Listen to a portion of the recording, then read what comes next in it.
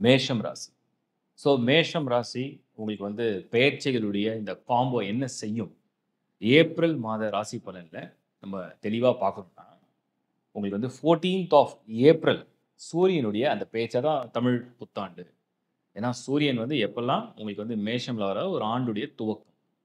இப்போ நம்ம என்ன புரிஞ்சுக்க போறோம்னா, சனி வந்து உங்களுக்கு 12த் ஹவுஸ்ல சார்ஜ் எடுத்திருக்கு. First round, second round, third round நீங்க 3ஆ பிரிச்சுக்கலாம். முதல் சுற்று உள்ளவங்களுக்கு அது வந்து 7.5 சனி. உங்கள வந்து வாழ்க்கையில வந்து இட்ஸ் டெஸ்டிங் டைம் அப்படின்னு நம்ம வந்து எடுத்துக்கலாம். ஒருவேளை அது செகண்ட் ரவுண்டா இருந்ததுன்னா, அதுக்கு பேர் வந்து பொங்கு சனி. நீங்க வளரப் போறீங்க. ஆனா நெறைய சவால்கள சந்திச்சு தான் நீங்க வளரப் போறீங்கன்றது அது குடுக்குற ஒரு இன்ஃபர்மேஷன். 3ஆம் சுற்று, 3 ரவுண்ட் அப்படிங்கிறது உங்களுக்கு வந்து அது மங்கு, அது ஆரோக்கியம், உங்களோட வாழ்க்கையுடைய நிலைகளுக்கு சில சோதனைகள கொண்டு வரும். இது 3 ரவுண்ட். அது ஆஃப்டர் அபோவ் 16 வச்சுக்கங்க. இப்போ மேஷத்தை பொறுத்தவரைக்கும், இந்த டிரான்சிஷன் எல்லாமே ஃபேவரா இருக்கான்னு கேட்டீங்கன்னா, சுக்கிரன், புதன், சனி, ஈவன் ராகு, சூரியன் 5 கிரகங்களும் உங்களுக்கு எங்க இருக்கும் அப்படின்னா, 12ஆம் இடத்துல தான் இருக்கு. இதுல சூரியன் மட்டும் 14த் ஆஃப் ஏப்ரல்ல அந்த டிரான்சிஷன் கரெக்ட்டா மேஷத்துக்கு வந்துரும். ஸோ சூரியன் உச்சம் அடையும். சுக்கிரனும் உச்சம் தான் இருக்கு. பட் ராகுவோட இருக்கும். சனியோடையும் இருக்கும். இப்ப சனி 12த் ஹவுஸ்க்கு வந்தாச்சு. நெருங்கியாச்சு. சூரியன் அங்க ஒரு 15 நாட்கள் இருக்காரு.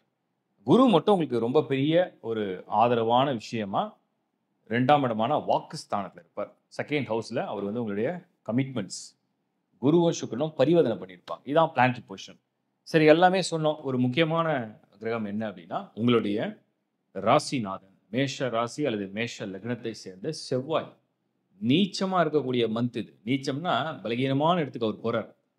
இதுல அதுக்கு ஒரு சில விதிவிலக்குகள் உண்டு. என்ன விதிவிலக்கு அப்படின்னா, செவ்வாய் வந்து கடகத்துல நீச்சமாறதுனால, சந்திரன் ஒரு வேளை மேஷத்துல இருக்கும்பொழுது, அந்த செவ்வாயும் சந்திரனும் பரிவர்த்தனை. அது மந்தோட துவக்கத்திலேயே உங்களுக்கு அப்படி ஒரு அமைப்பு இருக்கு.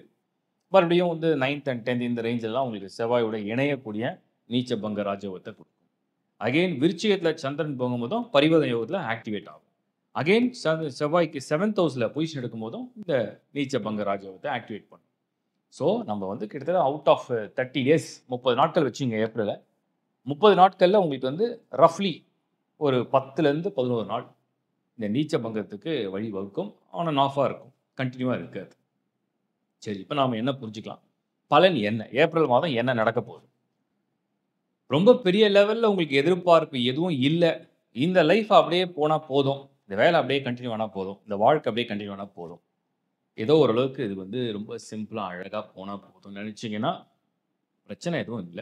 சப்போஸ் ஜாப்ல உங்களுக்கு வந்து ஒரு சின்ன குழப்பமோ, ஒரு தயக்கமோ, ஒரு கலக்கமோ வருது. மாத்திடலாமா? ட்ரை பண்ணலாமா? வேற ஏதாவது முயற்சி பண்ணலாமா? இல்ல வேற யாருக்காவது ஹெல்ப் கேட்கலாமா?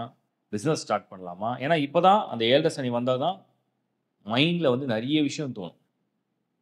ஒரு ஒரு பிசினஸ் பண்ணலாம், இன்வெஸ்ட்மென்ட் பண்ணலாம். ஏன்னா 7 சனி எங்க வந்திருக்கு உங்களுக்கு? விரய சனியா வந்திருக்கு. இந்த விரய சனி அதுவும் ஃபர்ஸ்ட் ரவுண்டா இருக்கவங்களுக்கு ரொம்ப ரொம்ப கேர்ஃபுல்லா சிந்திச்சு செயல்பட வேண்டிய நேரம்.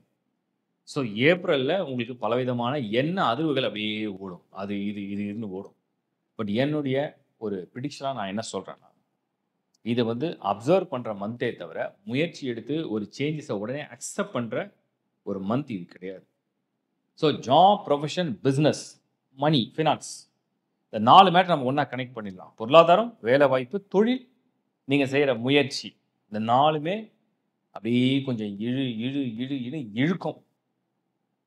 விரயம் வந்து தடுக்க முடியாது. செலவு வந்து வந்துட்டு தான் இருக்கும். அதுல அவங்கவங்க புத்திசாலித்தனமா அத வந்து சுபமான விரயமா, நல்ல விரயமா, புரோஜனமான விரயமா கன்வெர்ட் பண்ணிக்கிறது நல்லது. இது நீங்க மேஷத்துக்கு ஃபாலோ பண்ணிக்கலாம். சரி இது எந்த ரவுண்டா இருந்தாலும் அதான் அதுக்கு அர்த்தம்.